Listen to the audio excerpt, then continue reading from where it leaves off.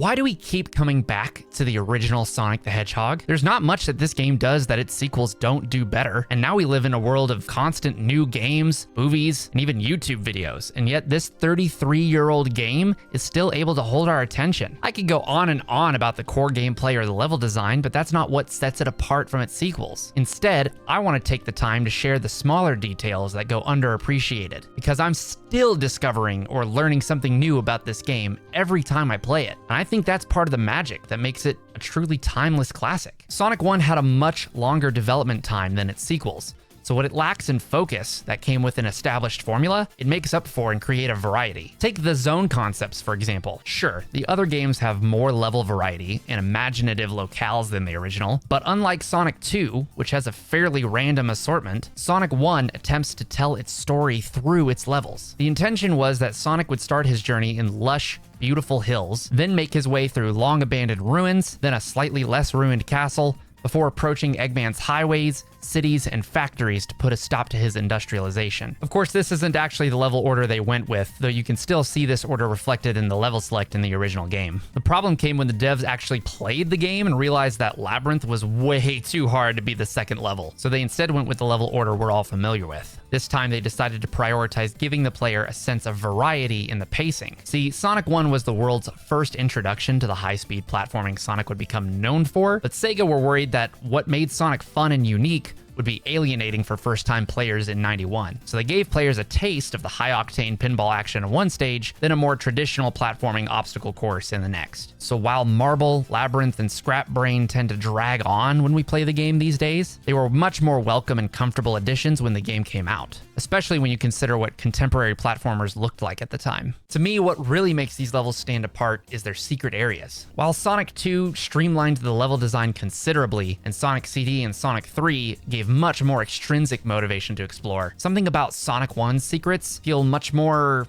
secret, like we weren't supposed to find them. If you take the lower route in Green Hill Act 3, you'll come across a spring that jumps you back up to the rest of the level, and a row of spikes past it to tell you that you've reached a dead end. But if you're feeling particularly rebellious, you can carefully jump past the spikes and land behind the waterfall, where you'll find 5 ring monitors and an extra life, though sadly the spring and spikes thereafter really are a dead end. Each act in Marble Zone has a tunnel hidden in the castle walls that leads to a room with a 1-up. In Act 1, it's on the other side of one of the spike elevators. In Act 2, it's a consolation prize if you miss the jump up to the ledge above it. And in Act 3, it's past another spike elevator, and it skips a huge chunk of the level. Spring Yard Act 2 has this weird tunnel in the lower route that feels like you've accidentally clipped out of bounds, and entered the Sonic backrooms or something, until you see crushers and rings and realize this is a real part of the level that somebody designed. It's not much of a shortcut, but it does give you easy access to the shield monitor. In the same level, there's a ramp near the end that gives you a split second to make a jump up to a route with a ton of extra rings just before the signpost. My favorite secret area, though, is found in Labyrinth Zone. Near the beginning of Act 1, you fall into this pool and come across a room with 2 doors,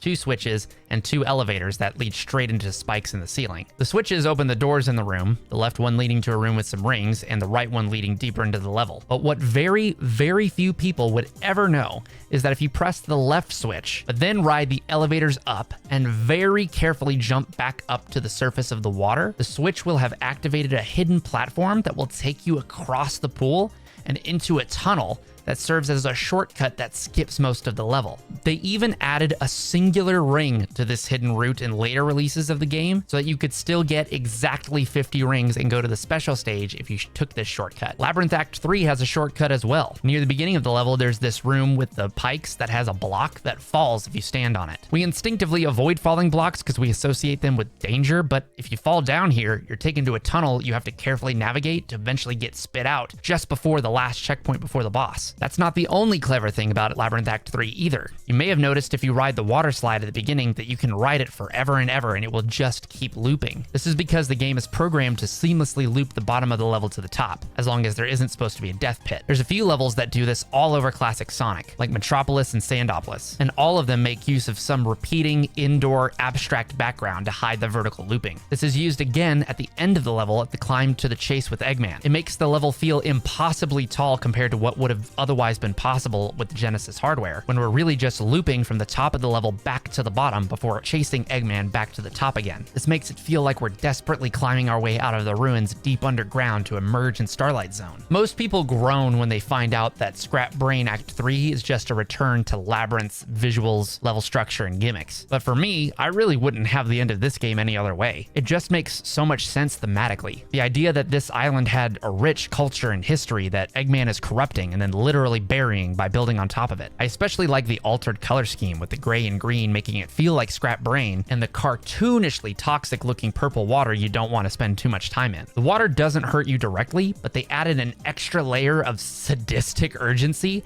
by making it so that air pockets are fewer and farther between, and the bubbles actually spawn less often. But if you still really hate this level, you can skip most of it with another shortcut I'm about to show you. When you first fall down here, there's this strange platform that you lower to access the rest of the level. If you press the button to activate it and then quickly roll under the ceiling to fall between it and the connecting platform, you'll fall down into this area that cuts through the level and gives you access to this room from above, which means it's just a short climb up to Final Zone from there. I skipped over one last secret area though. This one actually blew my mind because I found out about it while making this video. When I was a kid, I sucked at video games, so a lot of my time playing the original Sonic games was spent messing around in debug mode and exploring the levels. I found some of these secret areas that way, but some of them, like the Labyrinth one, I didn't know how to access by normal means. And the one that I never figured out was this teleporter in Scrap Brain Act 2. It leads to an upper route that you can't access any other way, and none of the other teleporters in the level seem to lead to it. It's placed just above this one.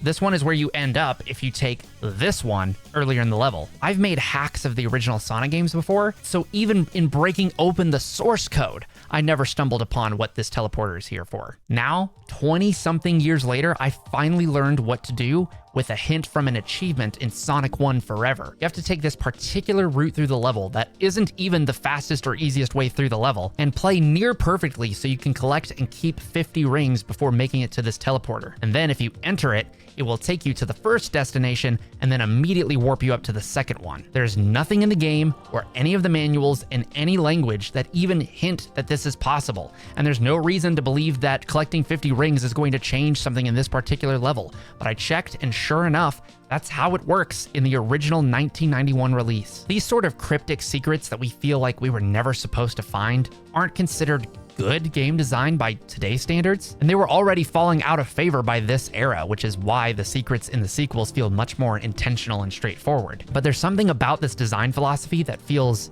special, even magical. If any of my friends came to school and told me they had found a way to skip Labyrinth Act 1, I wouldn't have believed them. But if I went home and tried it, or they came over and showed me and I saw it for myself, my mind would have been blown. Sonic 1 may not be just straight up as fun as the games that came after it, but there's something to be said about a game I've played hundreds of times, explored up and down, even looked at its source code, and yet I'm still learning new things about it. While it may not be considered conventional game design, it's these kinds of details and secrets that made video games feel like real, living worlds that we were peering into instead of games designed to be beaten. I've kind of noticed this on YouTube as well. These days, YouTubers are discouraged from putting, inside jokes or Easter eggs in their videos because it supposedly alienates viewers that don't get the joke or the reference, whatever. But while I definitely don't think we have to be smug about it and have it distract from the video, I think these cheeky jokes and hidden details add depth to what we make and really strengthen the experience for the viewers who do feel smart for paying close attention, or who do feel seen for hearing a reference to an obscure game or anime they like. It also helps our creations, whether they be games, videos, music, whatever, feel wholly ours, like no one else could have made them but you and I. And I think that's neat. I'd like to know what are some of your favorite secrets and hidden details in video games. And if this video hasn't quite inspired you to create something today, click the video on screen now to hear why I think you should become a creator, and some more about why I appreciate Sonic 1 while we're at it.